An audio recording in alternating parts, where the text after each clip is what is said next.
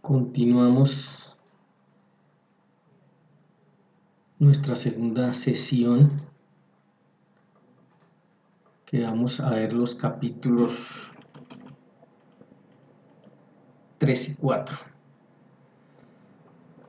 Capítulo tercero, sobre las etapas del proceso arbitral. Vamos a considerar primordialmente las tres básicas. Una primera etapa postulatoria, que comprende todos los preparativos que realizan las partes para iniciar ese procedimiento. En un primer momento de esta etapa, el llamado pedido de arbitraje, mediante el cual una parte comunica a un centro de arbitraje su deseo de iniciar un procedimiento arbitral, por dos razones: o porque está cumpliendo lo dispuesto en el convenio respectivo, porque así lo habían pactado, o si no lo pactaron, que desea que dicha institución administre el proceso arbitral. En esta primera etapa tenemos que, en caso de un arbitraje administrado, tiene una gran ventaja, y es que las partes no se han puesto de acuerdo en este punto, se recurre a la propia institución arbitral y ella lo resuelve. Pero para el arbitraje ad hoc habrá que recurrir siempre al Poder Judicial para dirimir la diferencia, y es en el caso en el cual no se puedan poner de acuerdo y toque acudir ante el juez civil para que determine quién sería el juez, pero eso es en los ad hoc. Si es un arbitraje administrado no se tiene ese inconveniente. Para nombrar los árbitros, el método más usual a nivel mundial es aquel en el cual cada parte en el conflicto nombra a un árbitro, y luego esos dos árbitros nombran un tercer árbitro, quien además será el presidente del tribunal arbitral. Es lo más acostumbrado a nivel mundial. Ya después de eso pasamos, o sea, seleccionados los árbitros, se procede a la instalación de ese tribunal de arbitramiento, que es el último momento que tienen las partes para regular algún detalle concerniente al desarrollo del proceso. Por lo tanto, pueden incluso, todo es de común acuerdo, variar los plazos que hayan convenido en el convenio arbitral, en fin, a lo que dijeron respecto a la institución a la cual se someten. Acuérdense que en el proceso arbitral una de las ventajas es que de común acuerdo pueden disponer, ejemplo, de los procedimientos a utilizar y de los plazos que se van a dar, y aquí aplicaría. La segunda etapa, dijimos que eran tres. La segunda etapa sería la de las actuaciones. Y aquí las partes empiezan a actuar en procura de convencer al tribunal del fundamento de sus alegatos y pretensiones, que es lo que siempre hacemos nosotros en calidad de abogados, también ante un juez, ¿cierto? Lo vamos a convencer en cualquier proceso jurídicamente de los intereses que defendemos. Entonces, para ellos proceden de acuerdo con lo dispuesto en las reglas del proceso del acta de instalación del tribunal de arbitramiento, porque allá se han fijado las propias reglas. Por eso y por eso la importancia de esa acta de instalación del tribunal de arbitramiento, porque va a ser el derrotero a seguir. Estas actuaciones comprenden pues todos los escritos de las partes y las resoluciones, las partes resolutivas del tribunal de arbitramiento, así como las audiencias.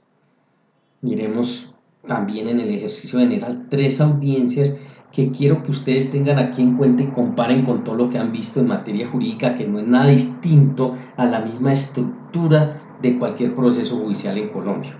Una audiencia de saneamiento procesal, la fijación de puntos controvertidos y conciliación. Miren que estos dos aspectos, fijación de puntos controvertidos, es la fijación del litigio que nosotros llamamos en materia jurídica, y el aspecto de conciliación que siempre se tiene en cuenta. Entonces se llega a las audiencias y, siendo el asunto conciliable, siempre se promueve primero la conciliación. No es un tema exclusivo del arbitraje, es un tema que en vía judicial también utilizamos. Y posteriormente a esa etapa, la conciliación, porque esa etapa de la conciliación puede promover que se concilien el 100% de la actuación, y si es así, pues no habrá lugar a que continúe la actuación. Pero si no es sobre el 100% y que una parte por resolverse, pues ahí es donde se dice que se fija el litigio, y la parte que fue objeto de conciliación hará tránsito cosa juzgada, y los puntos controvertidos serán los que queden como objeto de lo que sigue del proceso, y sobre ellos se seguirá. Por eso, en ella también se determinará la legitimidad de quienes intervienen en el proceso, Estamos hablando de todo el tema de legitimidad en la causa, ¿no? Capacidad para ser parte, capacidad para comparecer, legitimidad por activa, legitimidad por pasiva. Todo eso se estructura igual que se hace en vía judicial. Y se fija de manera precisa los puntos que serán materia de decisión del árbitro o de los árbitros, ya lo hemos dicho. Si hay lugar a la fijación del litigio, sobre eso es lo que vamos a desarrollar el proceso. Una segunda audiencia denominada de admisión y actuación de medios probatorios, que es la que nosotros conocemos en nuestro ámbito como la audiencia de pruebas. O si lo llevamos, si ustedes quieren, al Código General del Proceso, miren que es todo el esquema de las dos audiencias que ahí están fijadas, una primera audiencia inicial y una segunda audiencia de instrucción y juzgamiento, y mire que siguen estos mismos derroteros. En esta audiencia se admite y se actúan los medios probatorios. Aquí va el desarrollo de todos los medios de prueba que se solicitaron, que efectivamente se decretaron, y vamos a su práctica. Entonces, primero se analiza la pertinencia de las pruebas presentadas por las partes y luego se actúan dichas pruebas. Aquí actuar se refiere a practicar. Entonces, claro, primero hay que establecer que esas pruebas cumplan con todo el rigor probatorio. Ustedes ya conocen los requisitos extrínsecos y sobre todo intrínsecos de la prueba, ¿cierto?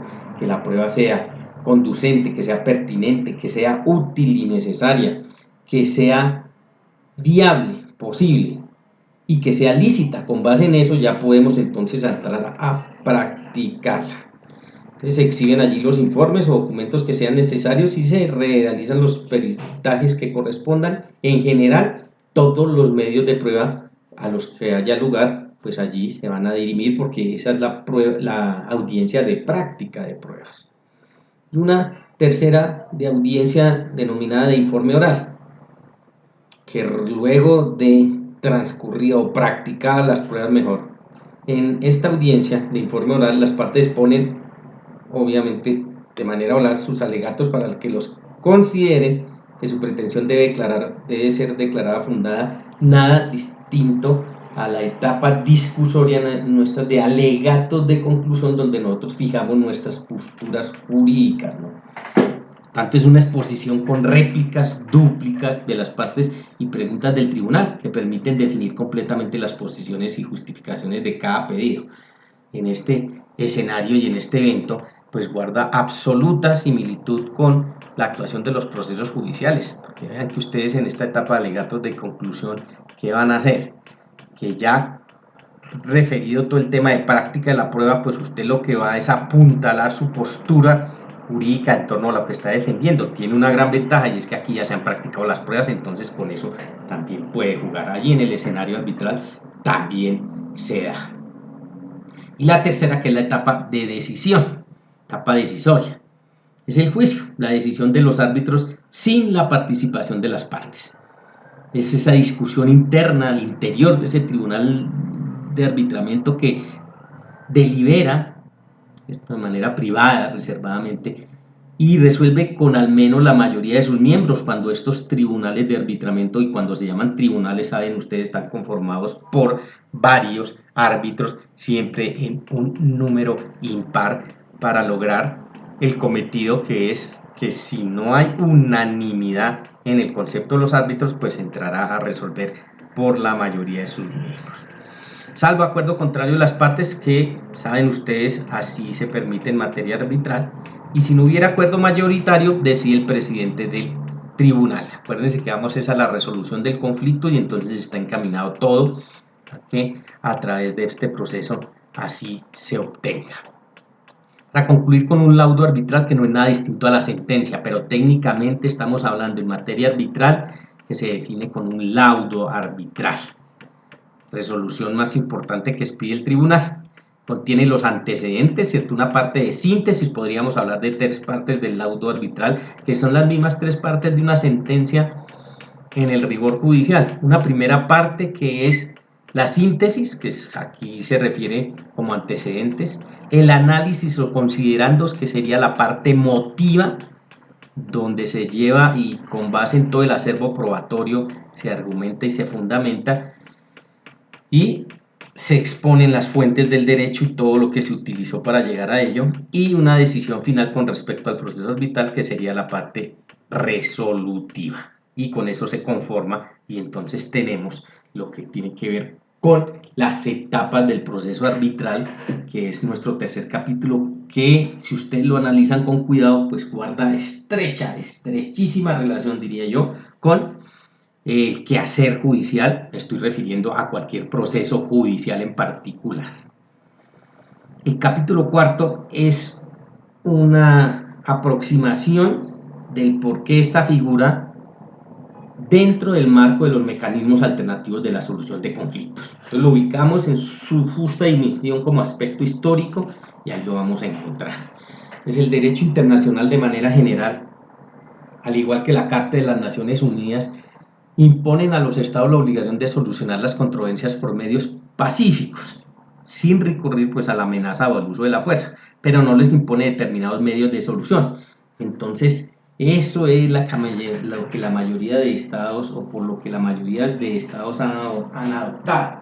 Pues hay y es el caso de Colombia, ¿no? Hay una rama del poder público, que es la rama judicial del poder público, y ella tiene todo el andamiaje de lo que nosotros conocemos como cortes, como tribunales superiores, como jueces en particular, del circuito, municipales, en fin, de distintas denominaciones, y es la estructura de la rama judicial. Pero de otra parte, todo el ejercicio de los mecanismos alternativos de la solución de conflictos, porque en conjunto esas dos partes ayudan a lo que pretende el Estado en ese punto específico, y es resolver los conflictos en torno a que allí no hay lugar a que se quede por fuera ningún conflicto, de tal manera que como cometido principal, que es la resolución del conflicto, pues se hace por la vía judicial o jurisdiccional, que estará a cargo de la rama judicial, o utilizamos los distintos mecanismos alternativos de solución de conflictos. Por lo tanto, para eso, y lo vamos a ver de manera general, encuentran que estamos bajo la modalidad de unas formas para esas soluciones. Aquí vamos a verlas en ese carácter general y vamos a encontrar nuestro tema de arbitramiento allí inscrito.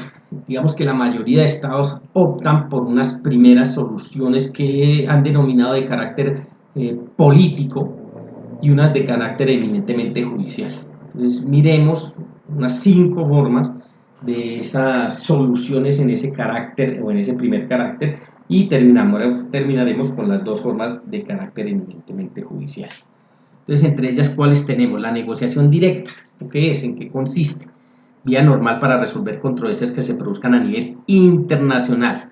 Se podrán realizar entre plenipotenciarios de los estados que los asignan, los designen, que hacen parte del litigio entre los ministerios de Relaciones Exteriores o entre los mismos presidentes o primeros ministros. Miren que es dependiendo de la autoridad de conformidad al Estado y cómo se rija políticamente. Y por eso hablamos de negociaciones directas, eminentemente política y a nivel de relaciones, por ejemplo en Colombia, de relaciones exteriores, Ministerio de Relaciones Exteriores, que promueve este tipo de negociación directa con los líderes, llamémoslos así, de cada uno de los países o estados en conflicto.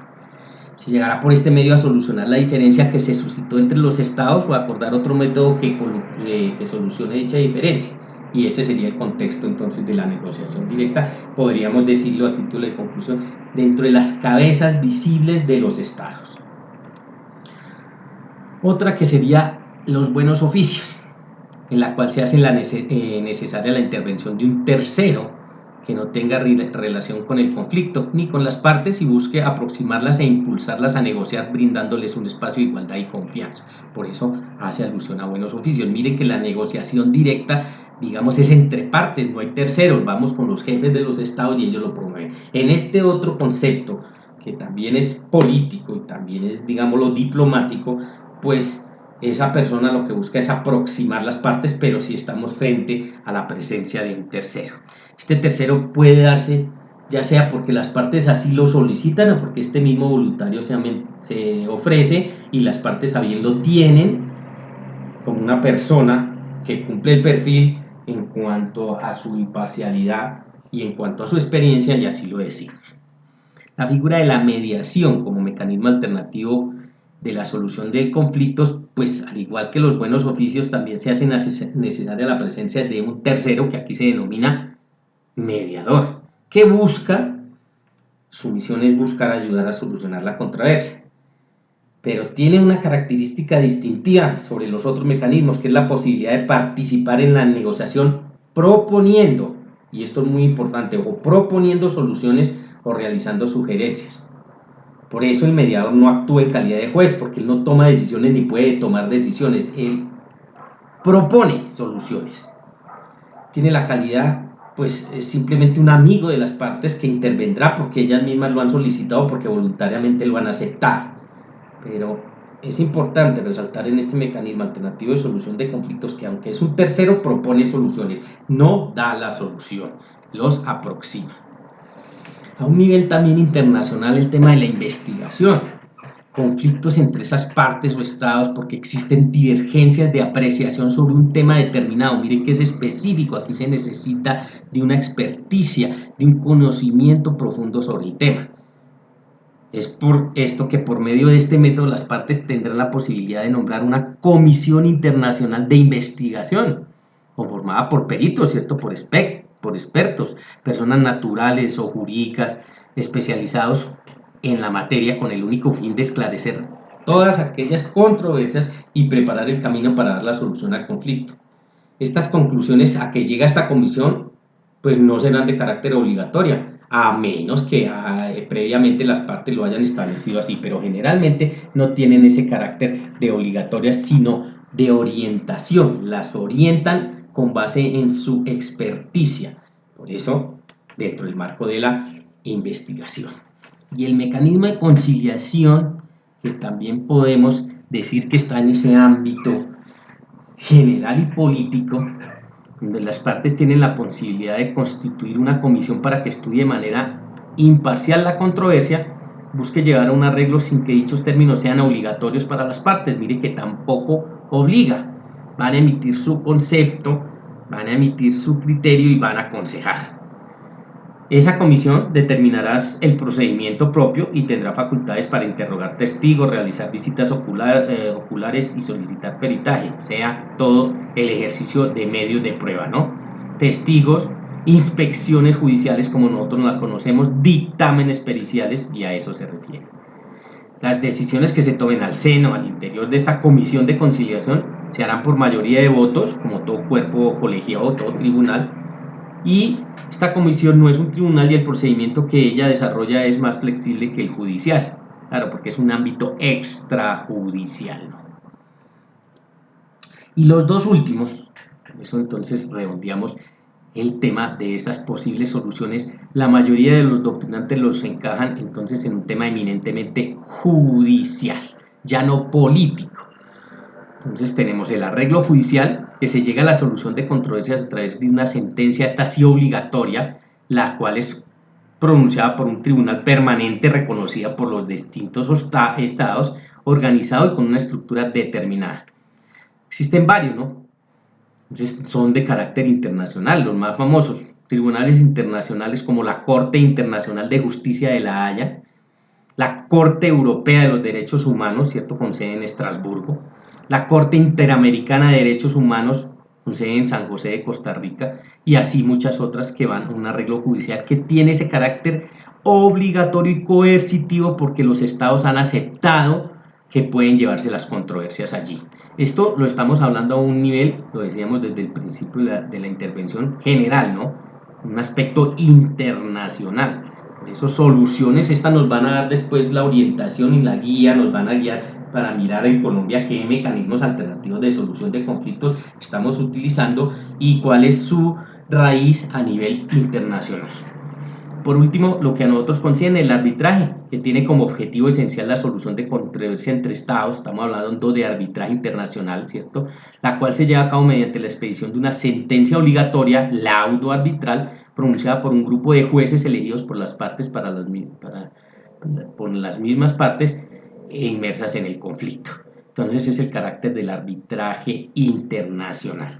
Lo que tiene que ver entonces con este capítulo cuarto es esa visión general a nivel mundial de mecanismos alternativos de solución de conflictos sin desconocer todo el tema de aparatos judiciales o jurisdicciones de los distintos estados.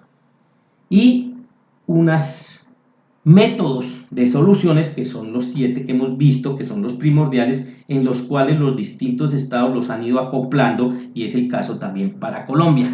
Por lo tanto, pues de esta manera dejamos dispuesta esta sesión y continuaremos después con nuestro capítulo